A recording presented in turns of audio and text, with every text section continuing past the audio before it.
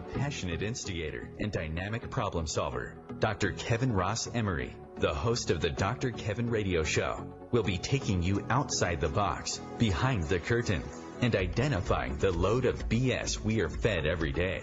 And now, Dr. Kevin. Hello, hello, hello, and welcome to the Dr. Kevin Show here on OMTimes. We are in the first Thursday of May, and we know that the first Thursday of the month means that it's Matt Connarton time. It's time for Matt Connarton to come and visit us from his ever so busy drive time schedule of 4 to 6, Monday through Friday on WMNH 95.3 out of Manchester, New Hampshire. He hops off the air. He air jumps. I mean, it's like Scotty, beam me up, beam me down. And he pops in here on the Dr. Kevin Show once a month to give us his bird's eye view of what's going on in the political world and what we can expect. And we are always appreciated when we hear the sound of him beaming in. I think it's there now. I'm vibrating. Here I am. There you are. Yes. And just to remind everyone, this is a live call-in show, which means three things. Matt's alive. I'm alive. And you can dial 202-570-7057. That's 202-570-7057. And you can prove to us you're alive by being part of the conversation. And to show that we are not a show that has any form of prejudice, we don't care if you're dead and you call in. We'd still accept the call, as long as it's not collect. Matt, how are you? I'm okay. I'm a little concerned. I think it would be spooky to have dead people calling. I talk to dead people all the time. How do you think I make a living? I know you do. Isn't it spooky, though? No. The far spookier ones are the ones that are still walking around and talking. Right. That have way too much power and are way too stupid and make way too many bad decisions. They're far scarier than any dead people. Trust me. Fair enough. But yes, I'm doing well, to answer your question. Yes. You know, no matter how many dead people there are, there'll never be as many dead people as there are skeletons in the closet in Washington, D.C., just so you know. Right. Okay, well, that's good, because there's an awful lot of dead people. You ever stop and think about that, how many people have died? It's a lot. Well, do you take out the ones that have been reborn? Oh, I've thought of that. You have to readjust for the ones that return. Okay. No, I haven't considered that. The number's not as high as you would think. But right now, with all the stupidity going on in the world and in our government, and instead of us talking about the skeletons in the closet, we're talking about the boneheads they're letting behind the mic, I'm wondering if we'll see a decrease in the surplus population because a whole bunch won't want to come back after our government has decided to just, kill them off. So I've got a question for you right off the bat. You might have discussed this on your show, because I'll tell you, I figured out really quickly, I'm an essential service through this thing, and I've been working 6-7 days a week. So I have to honestly say I have not heard your show lately. Okay. I've not had time. So has anybody theorized that some of the slow to pull on the trigger on the part of the Republican Party is that because there's such a higher percentage of people of color that are getting killed, that they're thinking that it may help the idiot in the White House who has screwed up this whole thing get elected if they kill off all the people that are likely to vote against him? That particular element of this has not come up on my show. We have not discussed that specifically. And to be honest with you, it hadn't really occurred to me, that angle. I don't think that's what it is. I think it's more just, although it is an interesting theory, I'm happy to explore it, but I think it's more just, conservatism and conspiracy theorism have melded together. To the point that now you have, I just saw polling data that shows that, roughly half of all Republicans in the United States believe that, the government has overreacted, to this. So I think it's more just, a lot of Republicans believe that it's a hoax, or, it's a way of forcing everyone to stay inside while the government installs 5G everywhere to control our minds, or whatever they think is supposed to happen. And George Soros and Bill Gates are controlling all of that, or something. I think it's more just that, but I haven't thought about it from the angle that you're suggesting. There could be something to that. Well, let's look at Georgia. They say that the only reason that Stacey Abrams lost Georgia was because of all the voter suppression. The voter suppression. Stacey Abrams. Sorry, what did I say? That's okay. Stacey. Okay. Anyway, Adams. Stacey Abrams. Okay. Yeah, that's the name of the company that makes one of my favorite pairs of shoes. Sorry.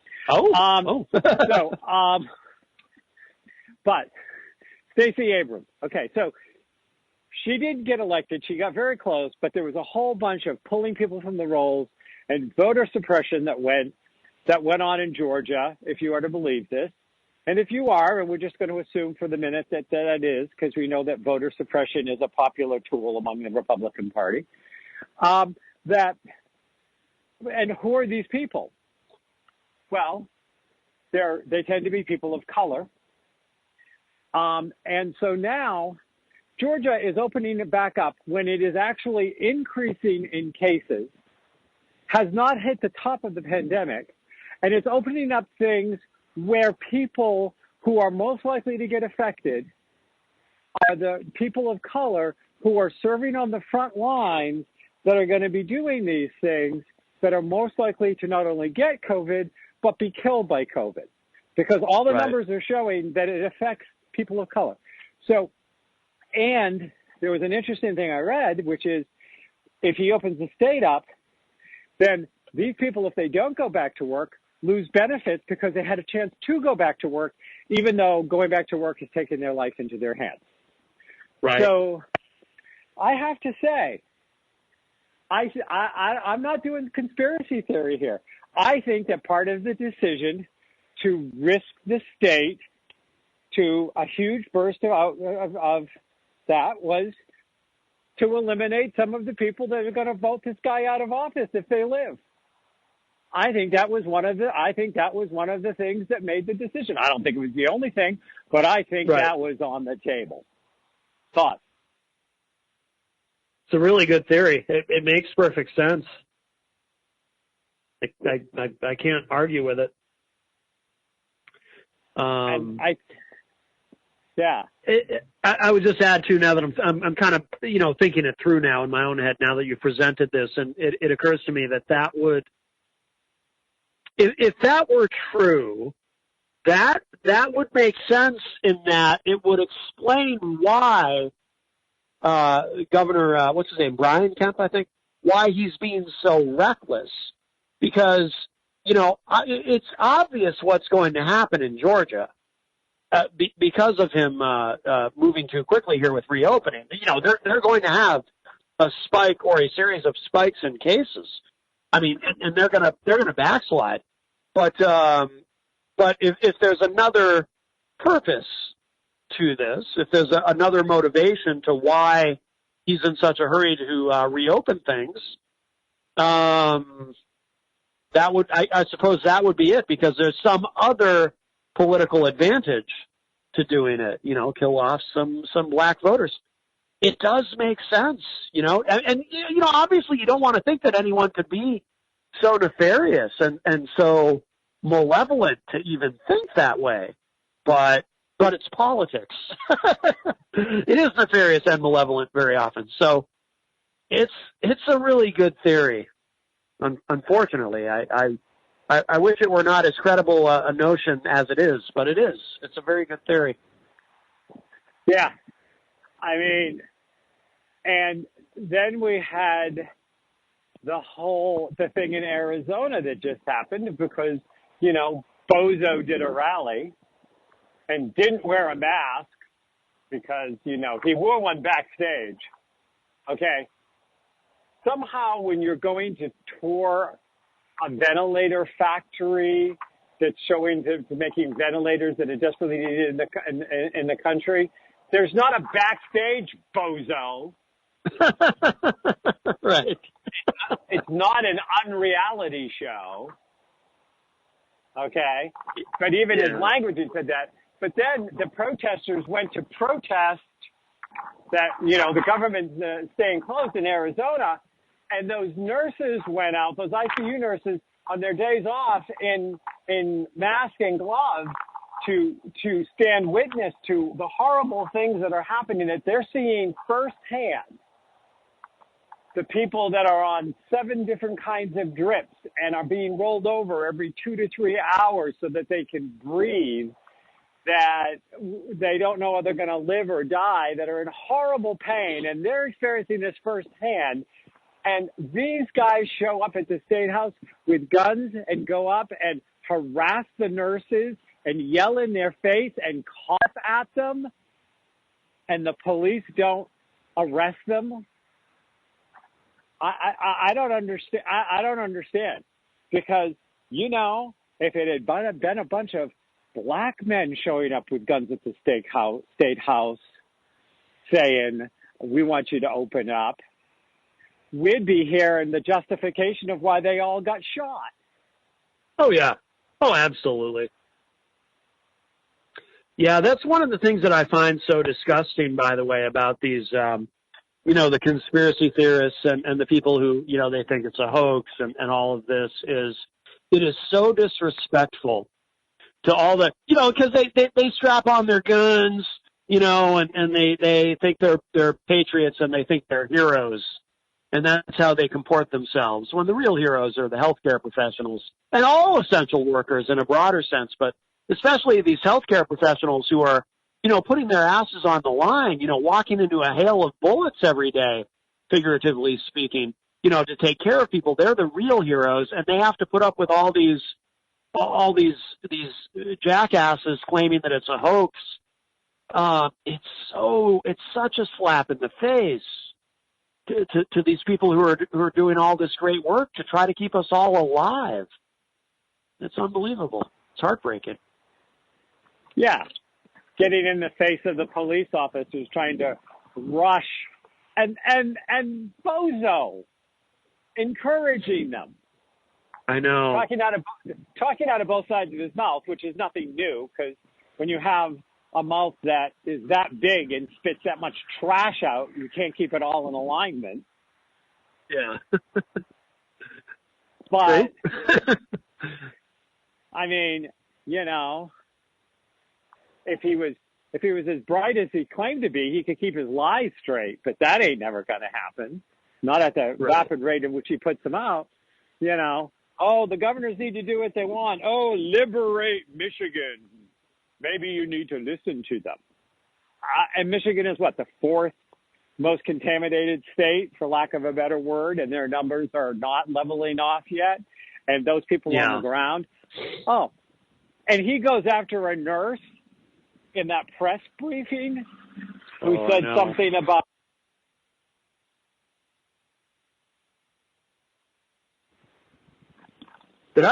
Hello? Did I lose you? Nope. Oh, I'm just taking a deep breath. No, I'm here. I just took a deep breath. That's all. Okay. For some reason, I lost you for a moment in the middle in mid sentence, but you were talking about the nurse. Yeah. The nurse that he practically attacked when she told the truth, and got away with it. I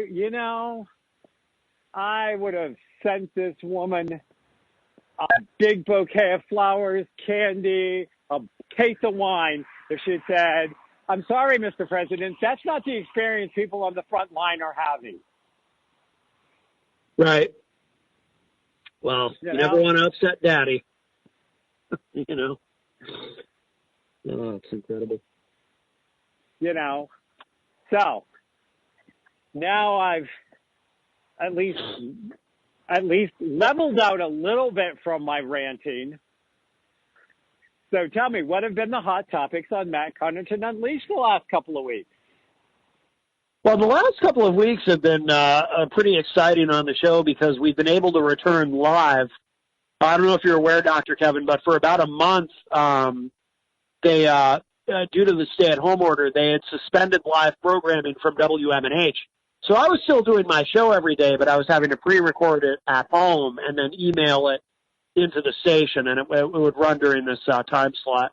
And so they've let us come back live last week, you know, and that will be continuing. So I'd much rather do the show live. Doing the show at home, recording it was, you know, I have the equipment to do it and everything, but I much prefer being in this beautiful studio surrounded by all this technology that makes it very easy to do my show and do the show live and be able to interact with people and whatnot. But obviously, yeah, it's been, you know, coronavirus has kind of sucked up the entire news cycle. So it's been a lot of that. And we talked today on the show, too, about a lot of what we're talking about now and these conspiracy theorists and you know, like I said, there's polling data that shows that half of Republicans think it's either a hoax or just overblown or whatever. We've been talking a lot, too, about I've been very frustrated over the lack of testing. Every expert, every epidemiologist will tell you that testing, you know, testing and then contact tracing is such a crucial element to finally getting this under control. And I don't know if you feel this way, but I really feel like the federal government, they're just kind of putting out this vibe that that's just not going to happen. I don't feel like it's a priority. You know, every expert talks about how important testing is on a mass scale, and they keep downplaying it. Like, you know, Trump at one point a number of weeks ago said, look, anybody who can get tested can get tested, which is absolutely a lie. And then, you know, they're kind of like, you know, he and others they're just downplaying it like testing isn't really a big deal. It's very frustrating, and I'm very discouraged by it, and it makes me frustrated. But I hear the music. And we'll be right back here on the Dr. Kevin Show to talk more about lots of things. Stay tuned.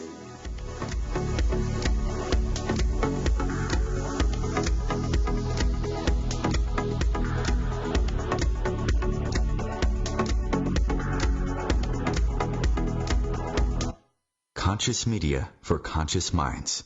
OMTimes. Have you ever wondered how to change your love paradigm? The secret key is finding a love partnership, not just a regular connection.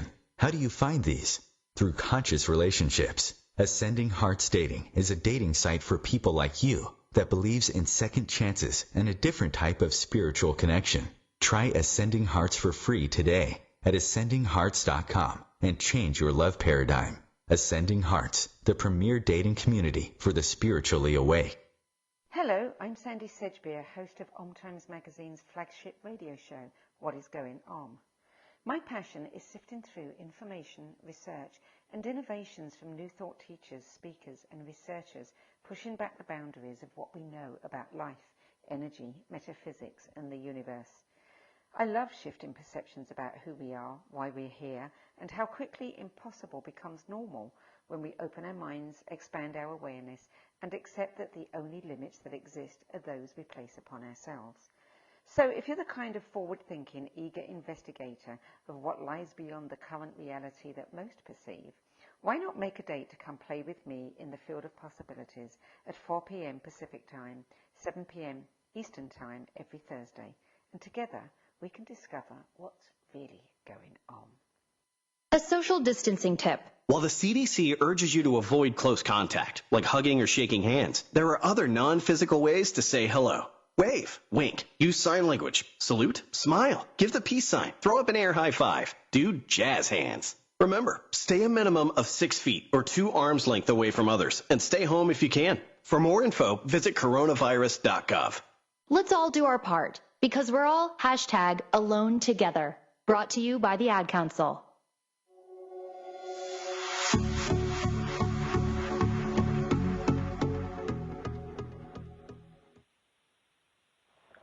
Hello, hello, hello, and welcome to the Dr. Kevin Show, or welcome back to the Dr. Kevin Show, here on the first Thursday in May, where we're talking about things like the lovely weather, the incoming summer excitement, the beauty of spring, the idiocracy of Washington, and I don't know. I think there's a spring cold going around, but you never know about it because the government doesn't think it's a big deal. I don't know. I think where I live, they're going to start playing golf again. So I guess everything's okay. The golf clubs are opening. We don't have anything to worry about. Matt, you're overreacting. Yeah, sorry about that. It's a lot of that stems from my belief in science. Well, see, and I felt myself kind of getting upset because of my belief in the inherent dignity and worth of all people, and that we might have a responsibility. We might have a responsibility as a country to all of our citizens, and not just Kevin. the ones that make big donations to, the GOP. Oh my! I don't know. Call me crazy. There's still 52,000 people stuck on cruise ships because they can't find any place that will take them to land. 52,000? 52,000. Wow. I had no idea that number was that large. Wow. I think the cruise industry is pretty much toast after this. Oh, yeah, well, if it comes back at all, it will come back differently, just like everything else. I'm sure we'll bail them out. Well, there's a lot of people that are saying, you know what? They don't register their cruise ships to avoid paying taxes. Why should we bail them out? I don't know if they're wrong. Yeah. I'm actually a big fan of that any American company that switches its workforce and its headquarters over to a foreign country to save money and avoid hiring Americans.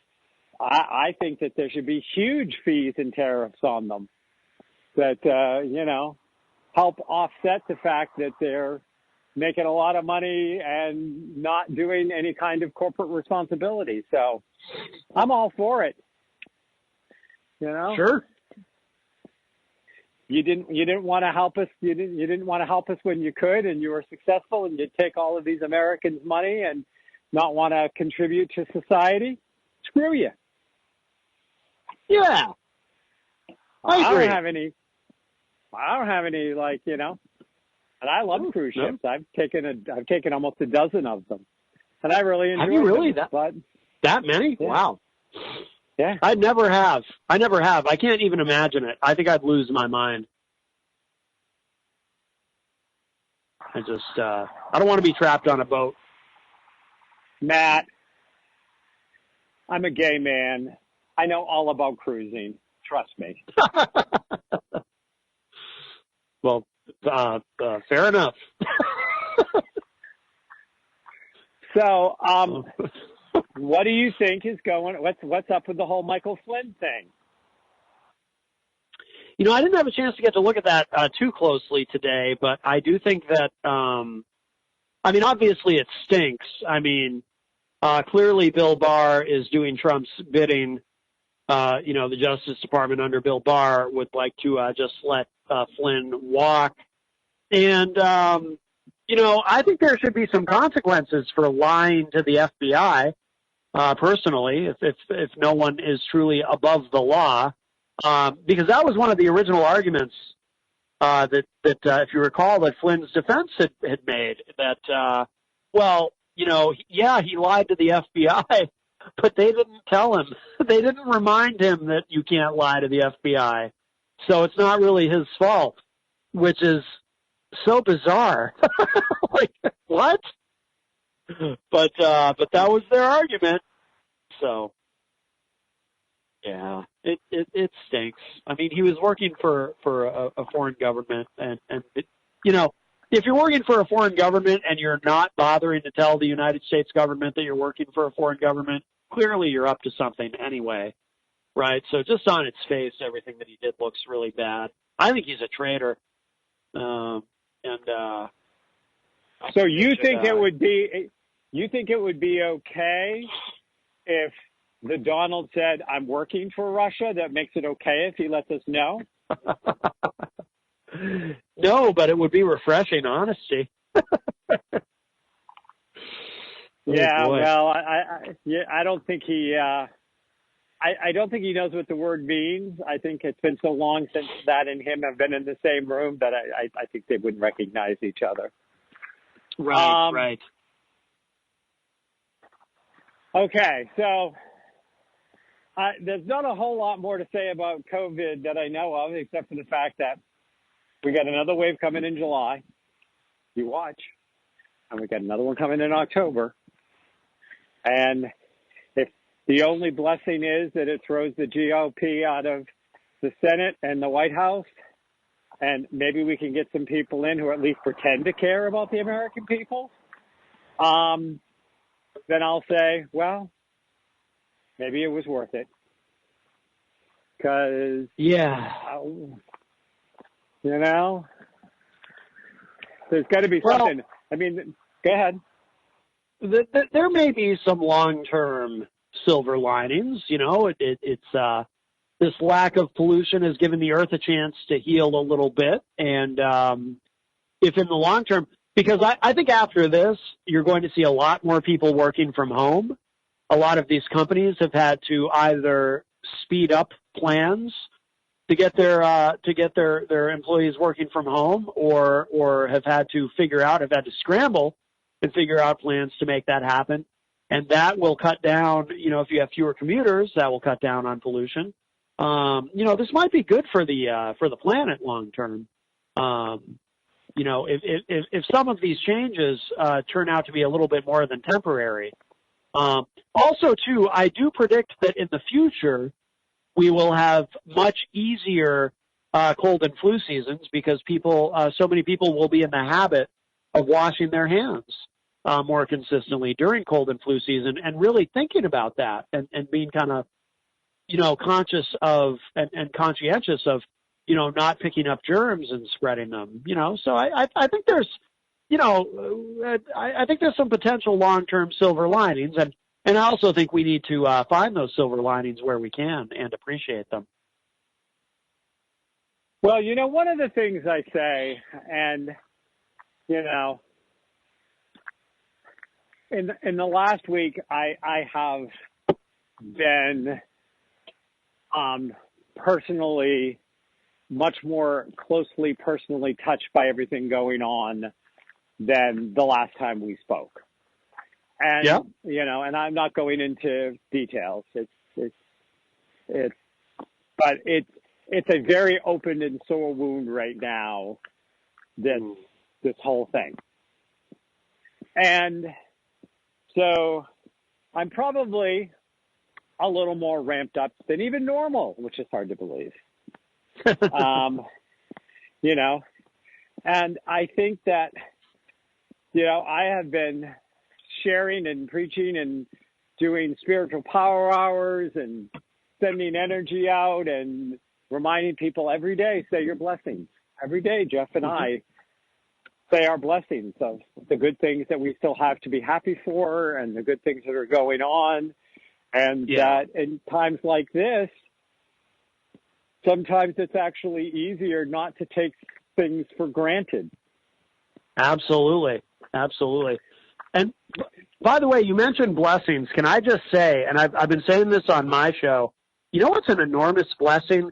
Do you realize how fortunate we are that this is happening in the year 2020 because we have all this technology. You know, you can, through social media, you can maintain contact with people or through all kinds of, you know, we have Zoom, we have Skype, we have ways you can actually maintain, you know, face-to-face contact with people without even being in the same room. People are creating. You have musicians recording albums at home because they have the technology to do that, and then distributing them online, people doing virtual concerts. You have people doing podcasts. You have, you know, I was able to actually record my show from home for a couple of weeks, a radio show, a 2-hour radio show every day. I mean, we're very, very blessed that this is happening in the year 2020. Can you imagine if this was 30 years ago and people would be going, oh man, I got to stay home. I got to dig out my box of VHS tapes and, you know, find a movie I haven't watched in a while, I guess. What am I going to do with all this time? You know, there's so much you can do online. We're just very, very fortunate that this is happening when it's happening. But we really are. It's incredibly, incredibly lucky. You know, 10 years ago, 15 years ago, you know, this would have been a lot tougher on people in a lot of ways, I think. So we're very blessed in that sense. Yeah, we are. You know, I think about it, and it makes me more and more curious. And we did a part 1 of a show that we're going to do a part 2 of, not next week, but the week after, which is the astrologer. Our astrologer, Rob Stewart, looked at the astrology of the Spanish flu and the astrology of today for the COVID, and the comparison of astrologically how there were things going on in what we call the outer planets, which are generational planets, and how this alignment is an alignment that says the old world has ended and a new world will take its place. And the same thing was happening back in the time of the Spanish flu. And of course, the Spanish flu came up to World War I, and there's actually some stuff about how Nazism took more hold after the Spanish flu and the deaths and all of these things that they're starting to say may have had some correlation. Failure, you know, the new guy looks pretty good when the old guy just failed you miserably. Right. And so, you know, he didn't get a lot into the Spanish flu part. We're going to do that in week 3 of this week. But he did make some references. And I am curious because, you know, we lost millions of people. I mean, there were millions of people that died because of the Spanish flu. And there was all this, you know, you've seen the pictures floating around of wearing the masks and things. And you wonder, what happened to the people then? What happened to the poor? Or what happened to the people who's, you know, not that the poor are getting such a great shake now, you know. Hey, we have small business loans. Let's give them to all the big major companies. Right, yeah. Oh, yeah. But, you know, I'm curious. It makes me want to anything right now makes me want to curl up with a good book and pull the shades down and turn all the technology off for about 3 weeks. But that's beside the point. That's not going to happen. And read a good book about the Spanish flu and what was the effects and how was it done? Because you made all these great points, Matt, of blessings of the technology of today. I put a ton of classes online, and I'm still being able to reach out. And, you know, my mother's in quarantine, and somebody's going to hold an iPad so we can all Zoom with her on Sunday. Oh, wow. And Mother's Day. So, you know, there are these things that are going on now. But what did they do back in 1918? Because they didn't have all these things. It makes you wonder. It makes you, you know, kind of makes you think. And I think that there will be a lot of blessings. I think that maybe, who knows, we might learn to be kinder to the planet. Probably not, but at least we gave the planet a break. Right, you know? right. She's pretty hardy. And I think that we're going to see the death of a lot of the silo-type businesses that, didn't want people that think. They just wanted bots that they didn't trust past the punch clock, as I hear Dolly sing in my head. 9 to 5, what a way to make a living. Yeah. And I think that this was a much needed death knell to a lot of unproductive ways. And I think that when everything is said and done, because, I've said on the show before, I think I said it with you last time we were here, I'd be more okay if the COVID just killed the stupid. Because you wouldn't be having these people waving the guns and these ladies whose biggest upset is they can't get their hair done. Well, there is, what was it, a 15% increase in the poverty level of children that are not getting enough nutrition and enough food in the United States, I think was what I read. Passingly. Okay. So, when I was a kid, it was like, pin your plate or we're going to, we have starving children in India. Now it's like, pin your plate. We have starving kids in Indiana. Right. Because we as a country can write billion-dollar checks to the airlines, but we can't make sure our children are being fed. Yeah. So the LA Lakers had to give back their donation given to them by our tax dollars. Who did? The LA Lakers. They got like this gigantic amount of money from the government. They ended up giving it back, but they applied for the loan, but they ended up returning it because they don't really need it because it's the LA Lakers. Yep. Well, and these big companies that applied for loans, that got them and then turned around and gave them back. I understand that some of them applying for loans did not come from the corporate boardroom. This came from somebody in accounting that was on top of everything, that did his job, and was watching the bottom line go down. I mean, Disney's down 91% in the first quarter of 2020. I think is what I read, 91, 93%. And not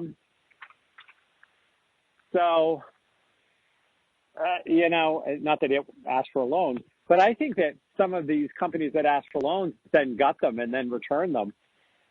I don't know that the C-suite knew they were applying for the loans, is what I'm saying. I think it might have just been, and if they turned around without any real harassment or days and days of nasty comments and getting hammered. I mean, there was a couple, and I can't remember which ones that were, you might remember, that gave it back as soon as they found out that the money, nobody harassed them to give it back. In fact, some of them gave it back, and that's how we found out that they had them. So,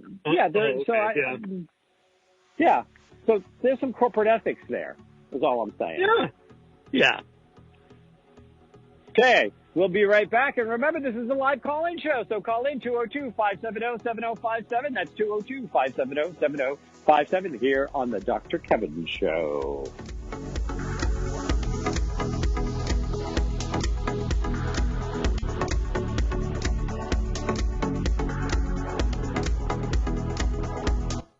The Real Conscious Connection. OMTimes Radio. IOM FM.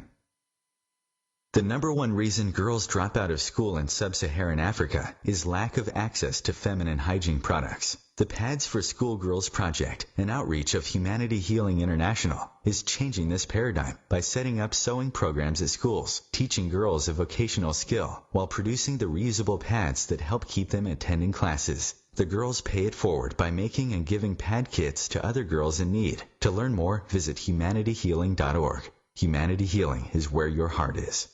More than 24 million Americans have an autoimmune disorder, and that number continues to grow. I'm Sharon Saylor, and I'm one of those 24 million. To put that number in perspective, cancer affects about 9 million and heart disease up to 22 million. That's why I've brought together top experts and those thriving regardless of their diagnosis to bring you the latest, most up-to-date information. Join me, Sharon Saylor, Friday night, 7 p.m. Eastern, for the Autoimmune Hour on Life Interrupted Radio to find out how to live your life uninterrupted.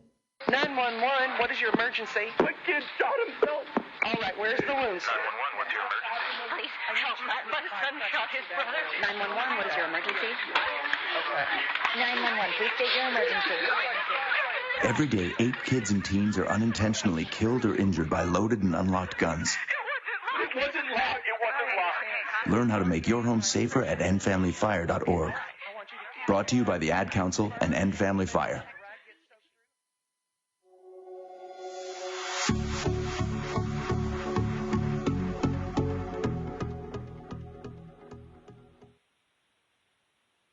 Hello, and welcome back to the last segment on the first Thursday of the month of May of the Dr. Kevin Show, where I am on with Matt Connarton from Matt Connarton Unleashed.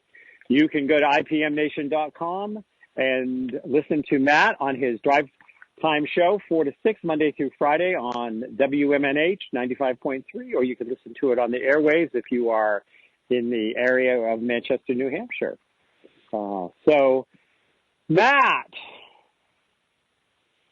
yes. Did you hear that the naval guy, there was a naval guy who works as the valet for Trump that just tested positive for COVID today? I did see that, yes. Trump claims that he's had very little contact with the gentleman, doesn't really know him, as Trump likes to say, but then in the same breath said that he's a great guy or something. So, as Trump tends to do. But yeah, I did see that. Yes, hitting a little close to home with that one there, Mr. President, huh? Yeah. Well, unfortunately, there's a saying that oftentimes you'll hear, and especially the alternative health, healing, medical community, that somebody has the constitution of a cockroach. And what that means, you're familiar with it. You've probably heard it being a hypnotherapist, right? Yes, I've heard that. Yeah. And that's because, if there was a nuclear holocaust in New York City tomorrow, the only thing that would survive would be the cockroaches. So there are these people that are born with these just incredible system of, no matter what they eat, no matter what they drink, no matter how badly they treat their body, they just seem to never get sick. And so we refer to them as having the constitution of a cockroach. Yes. And so, sadly enough, not only does it appear that he has the morals, ethics, values of a cockroach, and certainly the likability of a cockroach for intelligent thinking people that have a heart, but it appears that Trump has all those things and the constitution of a cockroach. Well, you got to figure, to eat a steady diet of fast food, as he apparently does, and to make it all the way into his early 70s, and he has not had colon cancer that we know of, that's pretty impressive. There's some good genetics there. Yep. So, I guess. And I don't wish anything. Just to be clear, I don't wish anything on him. I'm just saying that's pretty impressive. That could be. That could be, yes. He gets it cleaned on a regular basis. Yeah, well, there's not much stored there because so much of it goes flying out his mouth. So, right. Right. Some people vomit up their stomach. He just vomits out his bowels. Okay, moving right along. Well, now. Yes. Welcome to the spiritually based Dr. Kevin Show. Who's in rare spirit today. Yes, yes. Have you been consuming spirits? Oh, not yet, but they're close. Yeah. They're real close. Yeah.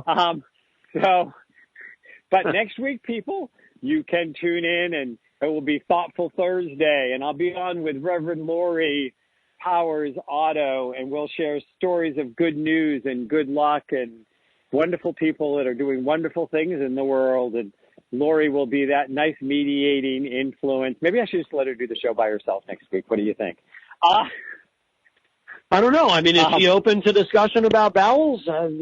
If she used to be Norm's co-host, so who knows? Yeah. Well, so she knows what it's like to deal with a pizza. Anyways, moving right along. So there seems to be a lot of discussion around who Biden's going to pick as a running mate. Do you have any thoughts or any weigh-ins? Let's change the channel. Could be someone that you mentioned earlier, Stacey Abrams. She's been floated as a possibility. Kamala Harris, another possibility that's out there. Biden did say, he said during the debates, it'll definitely be a woman. So there's a lot of talk about Elizabeth Warren, but I don't see that. I mean, that might placate some of the people, further left of Biden who want him to pick somebody very progressive to kind of balance out his moderate centrist establishmentarianism. But the problem is, I think her age is a problem because I think she's 70 or coming up on 70. And so I think Biden needs to pick somebody young. If he goes with Warren, then you've got grandma and grandpa running for president. I think Biden needs to pick somebody young. So I could see Stacey Abrams or Kamala Harris. I feel like there's another big name that's been floated that I'm just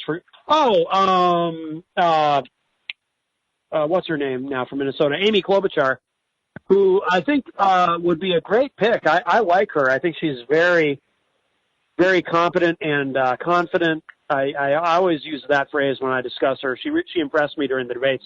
I can totally imagine her as president and, of course, vice president. But, of course, she does nothing to kind of satisfy the left wing of the party because she's also very much an establishment candidate. But I don't know. I mean, I don't have a firm prediction. Okay.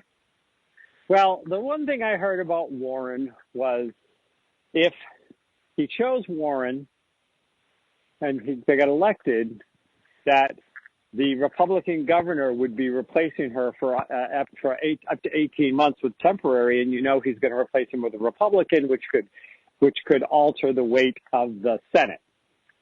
Right. And to me, I mean,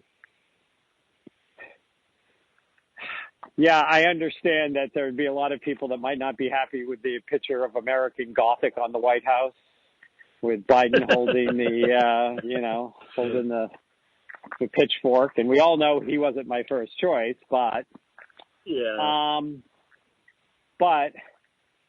then somebody said that they were floating Michelle Obama, but I think that's just a lot of chatter, and I don't think she'd consider it even if it was offered to her. I mean, she is a lawyer, not that you have to be a lawyer to be president.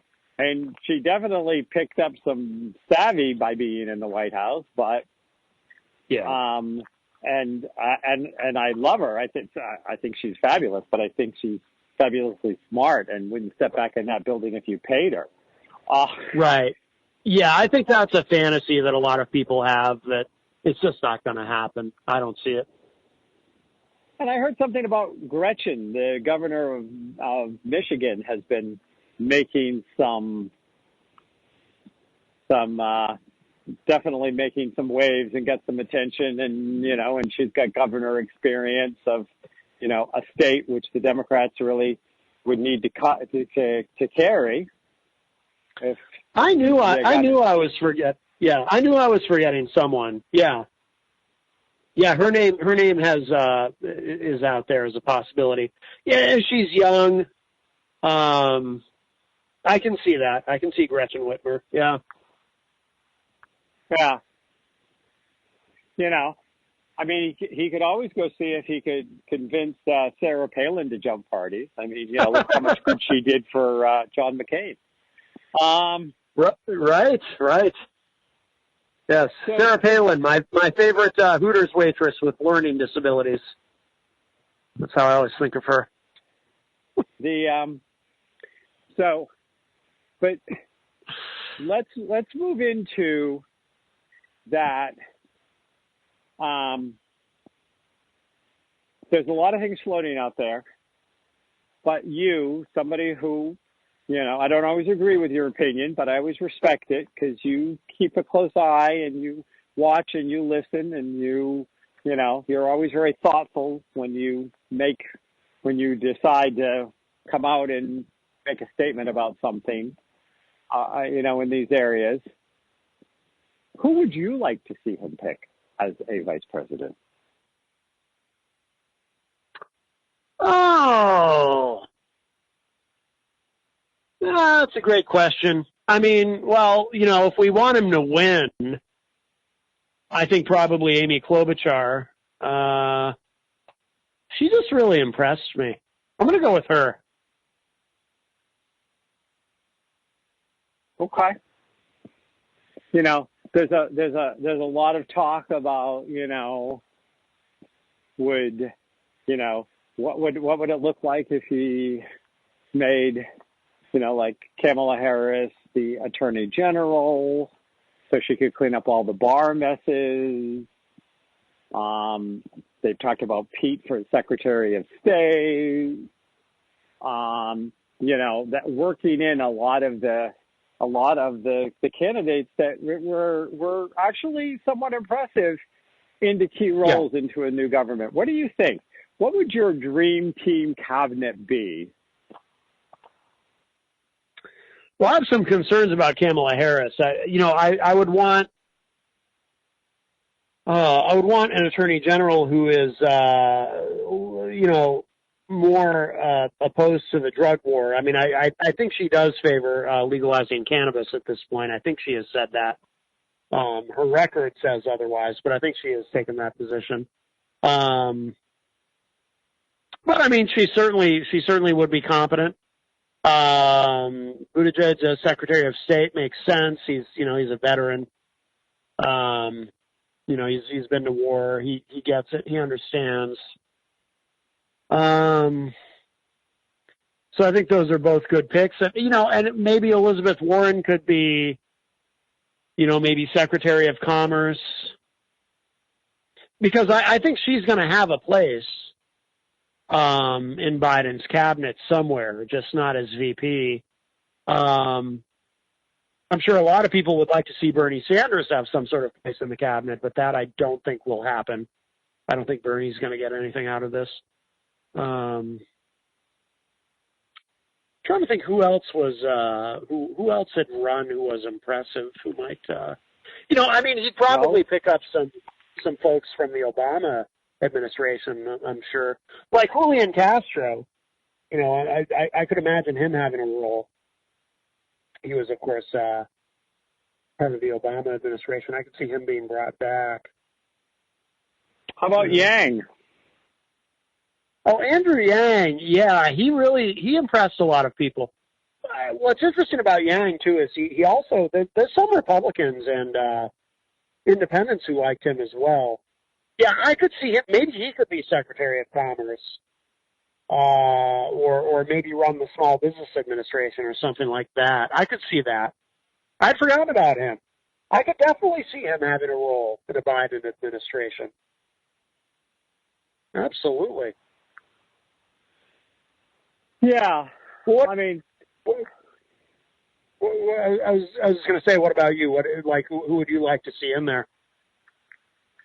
Well, I'd actually like to see. Well, I'd like to see a Democratic Senate, and I would love to just see Warren stay right in the Senate. And,